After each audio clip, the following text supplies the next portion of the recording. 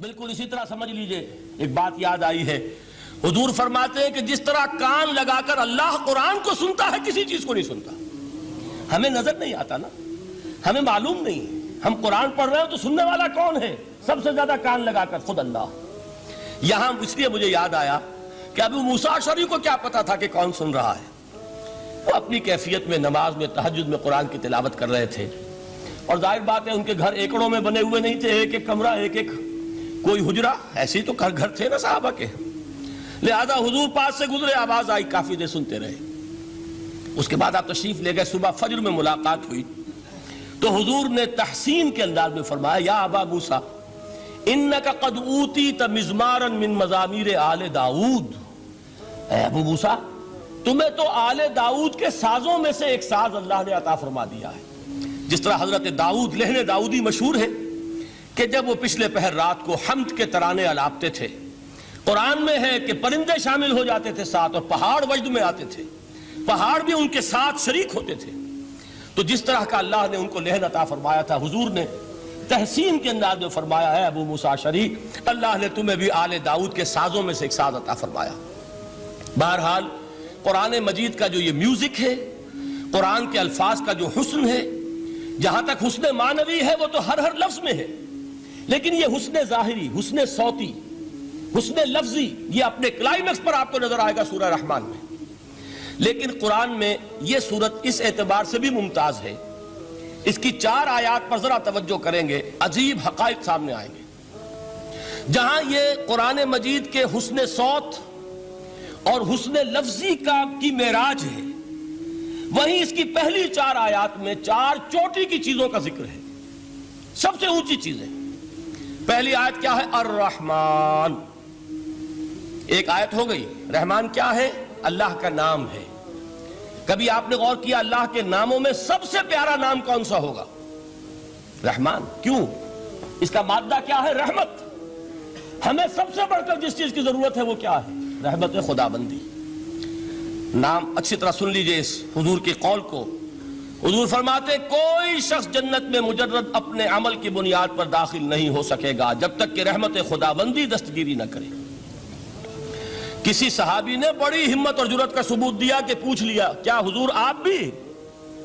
جب آپ نے فرمایا کوئی شخص داخل نہیں ہو سکتا جنت میں محض اپنے عمل کی بنیاد پر جب تک کہ رحمت خدا بندی جو ہے وہ دستگیری نہ فرمائے۔ پوچھا گیا کیا آپ بھی؟ آپ نے فرمایا ہاں میں بھی۔ آپ اندازہ کیجئے کہ اگر محمد الرسول اللہ بھی رحمت خدا بندی کے ضرورت مند ہوں تو تاب دیگراں چہ رسد، ہماری تو سب سے بڑی ضرورت رحمت خدا بندی ہے۔ اب یہ رحمت جو ہے قرآن مجید میں اللہ تعالیٰ کی یہ شان 2 الفاظ کے ذریعے سے آتی ہے، رحیم اور رحمان۔ اور کوئی مادہ نہیں ہے جس سے 2 نام بنتے ہوں اللہ کے، لیکن یہ مادہ ہے واحد رحمت کا کہ جس سے رحمان بھی ہے رحیم بھی ہے۔ رحیم صفت مشبہ ہے، رحمت دائم ہو جائے گی، مستقل ہوگی تو رحیم کہیں گے۔ اور رحمان، اس میں رحمت کی ہے وہ شان ہے کہ جیسے ٹھاٹھے مارتا ہوا سمندر ہو، ہیجان کی کیفیت، طوفانی کیفیت، رحمت خداوندی کا طوفانی جوش، وہ ہے رحمان۔ آپ تو رہتے اس علاقے میں ہیں، آپ کو معلوم ہے عرب اگر بھوکا مرا جا رہا ہو تو کیا کہے گا؟ انا جوعان۔ پیاسا مرا جا رہا ہو انا عطشان۔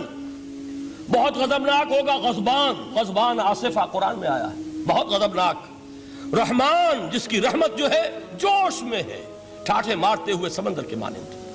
تو یہ اللہ تعالیٰ کے ناموں میں سب سے پیارا نام۔ اب آگے چلیے، الرحمن علم القرآن، رحمان نے قرآن سکھایا۔ رحمت خداوندی کا سب سے بڑا مظہر، رحمان کی رحمانیت کا سب سے بڑا مظہر قرآن ہے۔ ان میں جو منطقی ربط ہے اس کو سمجھتے جائیے۔ اچھا آپ یہ سوچئے، جو علم بھی انسان کو حاصل ہوا وہ کس نے دیا؟ اللہ نے۔ سائنس کا علم کس نے دیا؟ اللہ نے۔ علم آدم الاسماء کلہا، وہ علم الاسماء جو حضرت آدم کو دے دیا گیا تھا ازل میں، یہ اسی کا ظہور ہے، یہ اسی کی ایکسفولیشن ہے جو ہو رہی ہے اور ہوتی رہے گی ابھی۔ اور دوسرے علم ہے وہ کس نے دی؟ اللہ نے دی۔ لا یحیطون بشیء من علمہ الا بما شاء، مخلوق میں سے کوئی اللہ کے علم میں سے کسی شے کا احاطہ نہیں کر سکتا مگر وہ جتنا اللہ دینا چاہے۔ لیکن یہ کہ تمام علوم میں چوٹی کا علم قرآن. نوٹ کرتے جائیے، اب چوٹی کی چیزیں جمع کیجئے. اللہ کے ناموں میں چوٹی کا نام رحمان. اللہ نے جو کچھ انسان کو سکھایا اس میں چوٹی کا علم قرآن. خلق الانسان، انسان کو پیدا فرمایا. سوال یہ کہ حیوانات کو کس نے پیدا فرمایا؟ آسمان کس نے پیدا کیے؟ زمین کس نے پیدا کی؟ فرشتے کس نے پیدا کیے؟ کیا مطلب خلق الانسان؟ اس کی تمام مخلوقات میں اس کا کلائمیکس، اس کی تخلیق کی معراج، اس کے تخلیق کا نقطہ عروج انسان ہے. یہ ہے کہ جو مسجود ملائک بنا ہے.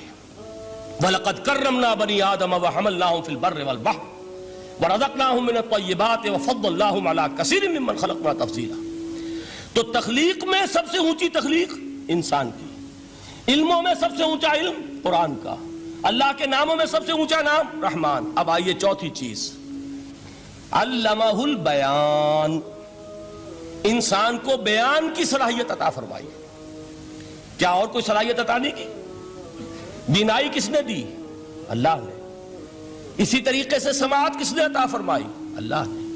کتنی فیکلٹیز ہیں، کتنے ایکسٹرنل آرگنز ہیں سینس کے، کتنے انٹرنل سینسز ہیں جو اللہ نے دیے ہیں. لیکن یہاں بھی سمجھ لیجئے جتنی فیکلٹیز ہیں ہیومن فیکلٹیز، ان میں ٹاپ کی فیکلٹی جو ہے وہ اسپیچ ہے، کلام ہے، بیان ہے.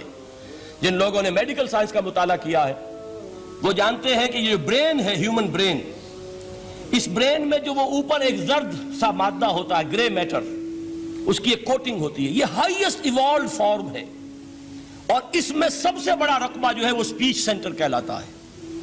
اسی لیے انسان کو حیوان ناطق کہتے ہیں. حیوان کے اور انسان کے مابین امتیاز قائم کیا گیا، نطق، گویائی، بولنا. اب یہ کیا چیز ہوئی؟ انسان کی صلاحیتوں میں سے سب سے اونچی صلاحیت. 4 آیتیں ہو گئی نا. اللہ کے ناموں میں سب سے چوٹی کا نام رحمان.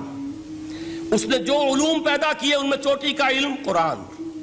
اس نے جو مخلوقات پیدا فرمائی ان میں چوٹی کی مخلوق انسان. انسان کو جو صلاحیت اور استعدادات عطا فرمائی ان میں چوٹی کی استعداد بیان. جمع کیجئے، نتیجہ کیا نکلے گا؟ وہ نتیجہ ایک حدیث نبوی کی شکل میں سامنے آتا ہے. پہلی حدیث میں نے یہی پڑھی تھی، اس کے راوی کون ہے؟ عثمان ابن عفان. میں حیران ہوتا ہوں وہ قافیہ یہاں بھی موجود ہے، رحمان، قرآن، بیان، انسان، عثمان، عفان. باپ کا نام بھی اسی وزن پر ہے، عثمان ابن عفان. عن عثمان ابن عفان رضی اللہ تعالی عنہ قال قال رسول اللہ صلی اللہ علیہ وسلم. حضرت عثمان شہید مظلوم ذو النورین رضی اللہ تعالی عنہ فرماتے ہیں کہ اللہ کے رسول صلی اللہ علیہ وسلم نے فرمایا، خیرکم من تعلم القرآن وعلمہ. تم میں سے بہترین لوگ وہ ہیں جو قرآن سیکھیں اور سکھائیں. قوت بیان جو تمہاری ٹاپ فیکلٹی ہے، اس کا استعمال کسی گھٹیا کام کے لیے نہیں ہونا چاہیے. دیکھیں اردو میں محاورہ ہے کہ توپ سے مکھی نہیں ماری جاتی. توپ بنائی گئی ہے کسی بڑی شے کے لیے، مکھی مارنے کے لیے توپ استعمال نہیں ہوتی. یہ قوت بیان جو ہے، جو ٹاپ موسٹ فیکلٹی ہے ہیومن، جو فیکلٹیز ہیں ان میں سے، اس کا استعمال بھی ٹاپ موسٹ ہونا چاہیے. قرآن کو بیان کرو. وہ جیسے کہ علامہ اقبال نے کہا ہے، بلکہ غالباً ان کے قبر پر آس پاس جو اشعار لکھے ہوئے ان میں سے ایک یہ بھی ہے، اگر یک قطرہ خونداری، اگر مشتے پرے داری، بیابامن تو آموزم طریق شاہ بازی را. اگر تمہارے اندر ایک قطرہ بھی خون کا ہے اور مٹھی بھر بھی پر اگر اللہ نے دیے ہیں تو ہے میرے پاس آؤ کہ میں تمہیں شاہبازی کے طریقے سکھاؤں. اسی طرح جان لیجئے اگر اللہ نے قوت گویائی عطا فرمائی، اگر اللہ نے تمہیں حیوان ناطق بنایا، اگر اللہ تعالیٰ نے تمہیں یہ صلاحیت عطا فرمائی، اس صلاحیت کا مصرف دنیا کو نہ بناؤ، اس صلاحیت کا مصرف اللہ کے کلام کو پھیلانے پر اس کو صرف کرو. هي الحلقات تحفظني بآيات من القرآن، هي الحلقات تملأني بحب المصطفى العدنان.